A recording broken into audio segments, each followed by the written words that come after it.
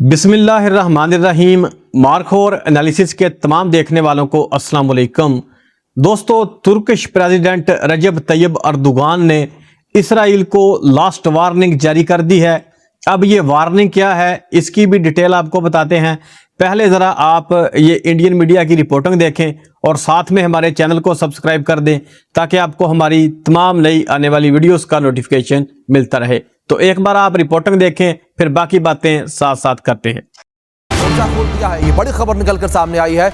Iran के बाद ये मोर्चा तुर्की ने खोला है और नेतन्याहू को तुर्की ने बड़ी धमकी दी है। ये बड़ी खबर निकलकर सामने आई, युद्ध लंबा खिंचने को लेकर धमकी दी। ईरान के बाद तुर्की ने मोर्चा खोल दिया यहाँ पर, ये बड़ी खबर निकलकर सामने आई है।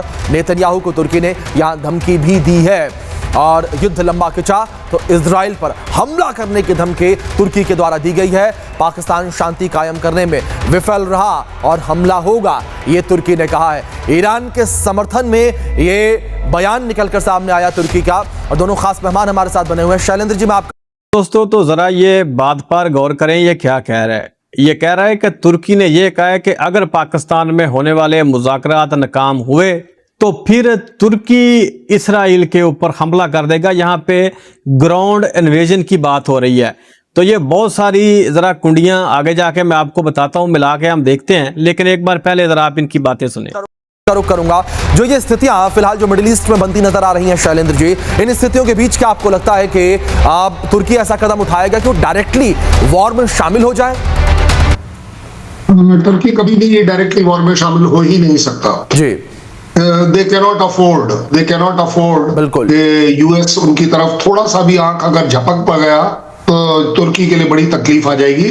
तुर्की अपने मुस्लिम ब्रदरहुड को हमेशा से मेंटेन करता आया है, वो ईरान के लिए दिखाना ये जरूर चाहेगा।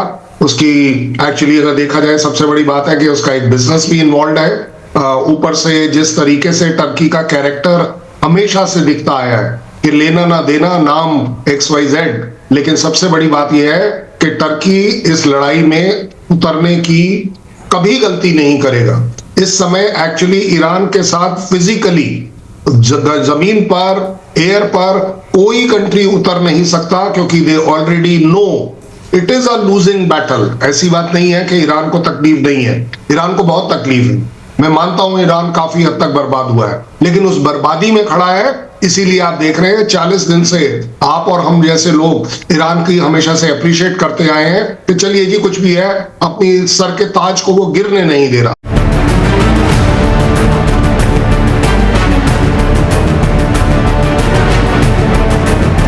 मिडिल ईस्ट में जारी तनाव के बीच तुर्की के राष्ट्रपति रजब तैयब अर्दोगान ने इजराइल के खिलाफ अब तक का सबसे तीखा हमला बोला है। अर्दोगान ने आरोप लगाया है कि सीज फायर के ऐलान के बावजूद इजरायली सेना ने लेबनान में मानवता की सारी हदें पार कर दी हैं। तुर्की के राष्ट्रपति के अनुसार जिस दिन शांति का वादा किया गया था उसी दिन इजराइल ने 254 निर्दोष लेबनानी नागरिकों का बेरहमी से कत्ल किया।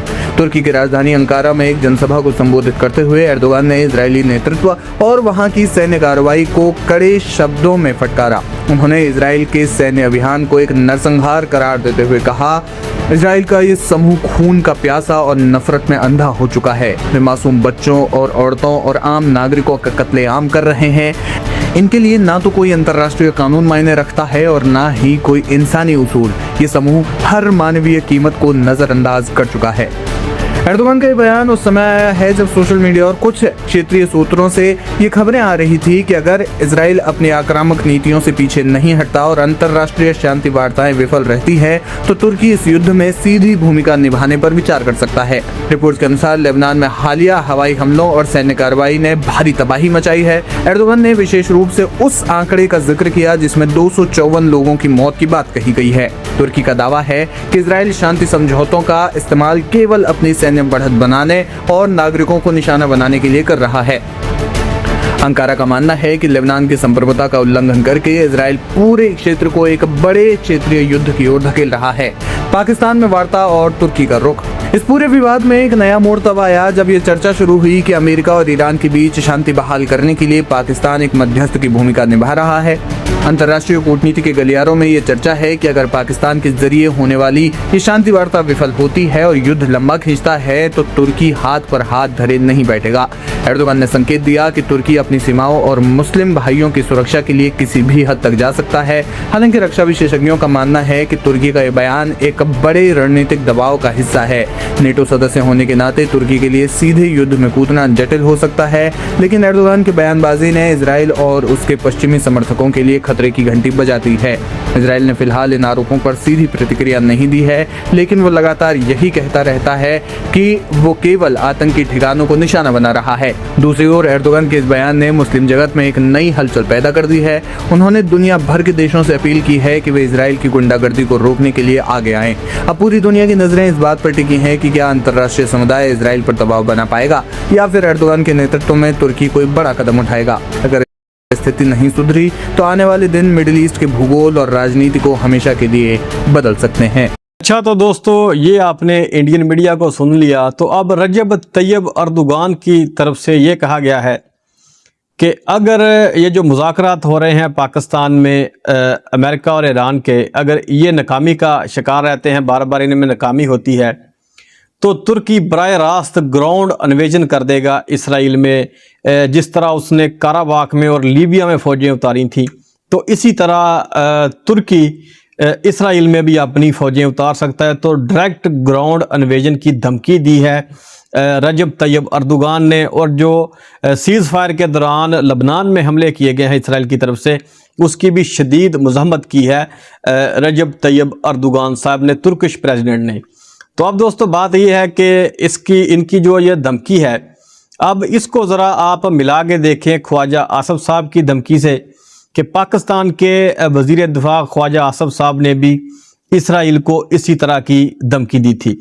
तो क्या अब आहिस्ता आहिस्ता मुस्लिम ममालिक जो हैं, क्या इनकी गैरत जागना अब शुरू हो चुकी है? और क्या अब इनको ये रियलाइज़ होना शुरू हो गया है कि एक एक करके हम सब का नंबर लगेगा, या तो हम एक एक करके सारे अकेले अकेले मार खाएं, या फिर हम एक मुट्ठी बन के एक साथ जुड़ के एक बार इस कैंसर का खात्मा करें और अमन कायम करें। तो मुझे लगता है कि ये रियलाइजेशन हो चुकी है मुस्लिम उम्मा को, और ख़ासकर पाकिस्तान, सऊदी अरब और तुर्की को। अब ये मुझे लग रहा है ऐसा कि इसराइल के ख़िलाफ़ कोई बड़े कदम उठाने जा रहे हैं। पाकिस्तान के वज़ीर दिफा ख्वाजा आसफ साहब की धमकी आपके सामने है, उनका बयान आपके सामने है, फिर ये रजब तैयब अर्दोगान साहब का बयान आपके सामने है, और इसके अलावा पाकिस्तान की जो फ़ज़ाइया है वो सऊदी अरब में तैनात हो चुकी है, और एक बड़े तादाद में पाकिस्तान की जो फ़ौज है वो भी सऊदी अरब में अब जा चुकी है। किंग अब्दुल अजीज़ एयर बेस जो है सऊदी अरब की, उसके ऊपर पाकिस्तान की एयरफोर्स की तैनाती हुई है, जिससे पाकिस्तान की एयरफोर्स अब इसराइल की एक्टिविटीज़ के ऊपर बड़ी अच्छे तरीके से नज़र रख सकती है, और जो अरब है, खित्ता अरब है, इसकी एयर स्पेस को अपने कंट्रोल में ले सकती है। तो इसके अलावा दोस्तों एक नोट टाइम भी जारी हुआ है। पिछली वीडियो में मैं थोड़ा गलत बोल गया था, तो ये 12 से 14 तक का नहीं है, ये 14, 15 और 16 की तारीख का है। तो इन दिनों में पाकिस्तान कोई एक मिसाइल टेस्ट करने भी जा रहा है, और कुछ लोगों का ये मानना है कि ये जो मिसाइल पाकिस्तान टेस्ट करने जा रहा है, ये मिसाइल हाइपरसोनिक हो सकता है, और ये DF-17 जो चाइना का मिसाइल है उसकी टेक्नोलॉजी पाकिस्तान को ट्रांसफ़र शायद हो चुकी है, और अब पाकिस्तान इसका तजर्बा करने जा रहा है। तो पहले भी बलूचिस्तान में आपको पता है कि मुख्तलिफ़ किस्म की लाइटें देखी गई थी, तो तब भी लोगों में यह ख्याल था कि पाकिस्तान ने कोई तजर्बा किया है, तो तब कोई भी इसकी खबर सामने नहीं आई थी। लेकिन अब क्योंकि एक नोट टाइम जारी करके ये तजुर्बा किया जा रहा है, तो हो सकता है कि अब इसको अनाउंस भी किया जाए, और इसकी रेंज वगैरह भी बताई जाए, और इसकी दीगर स्पेसिफिकेशन भी बताई जाए। तो अगर ये तजुर्बा DF-17 का होता है, तो फिर ये पाकिस्तान की एक बहुत बड़ी कामयाबी है, और खित्ते में ताकत का जो तवाज़ुन है ये एकदम से फिर बदल जाएगा।